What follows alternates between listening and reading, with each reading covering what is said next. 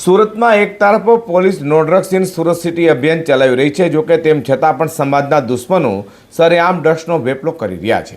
તો સુરતના લાલગેટ પોલીસે પેટ્રોલિંગ દરમિયાન બાતમીના આધારે ચોક બજારના રામ ભરોસે હોટલ પાસેથી લાખો રૂપિયાના ડ્રગ્સ સાથે એકને ઝડપી પાડ્યો છે. સુરત પોલીસ કમિશનર અનુપમસિંહ ગેહલોત, અધિક police commissioner sector 1 Balram Meena, નાયબ police commissioner zone 3 Raghav Jain અને મદદનીશ પોલીસ કમિશનર એલબી ઝાલા દ્વારા શહેરમાંથી નાર્કોટિક્સની બદીને સંપૂર્ણ નેસ્તનાબૂદ કરવા અને સુરતમાં અન્ય રાજ્યોમાંથી ચોરી છુપીથી નાર્કોટિક્સ ડ્રગ્સ લાવી યુવા ધને નશાના અંધકારમાં ધકેલવાની પ્રવૃત્તિ કરનાર ઇસમો પર વોચ રાખવા આપેલી સૂચના લઈને લાલગેટ પોલીસ પથકના પોલીસ ઇન્સ્પેક્ટર એચ.જે. સોલંકીની ટીમ પીએસઆઈ એસ.એ. અસારીના માર્ગદર્શન હેઠળ પેટ્રોલિંગમાં હતી.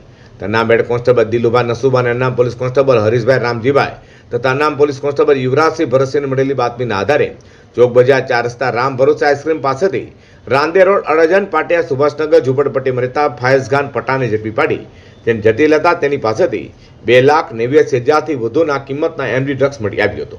જેથી પોલીસે એમડી ડ્રગ્સ, મોબાઈલ ફોન અને મોપેડ મળી કુલ 3,54,000થી વધુની મત્તા કબજે કરી પૂછપરછ કરતા તેના ડ્રગ્સનો જથ્થો વરિયાળી બજાર એડ્રોસની ચાલમાં રહેતા અભી સંજયસિંહને આપી હોવાની કબૂલાત કરી હતી.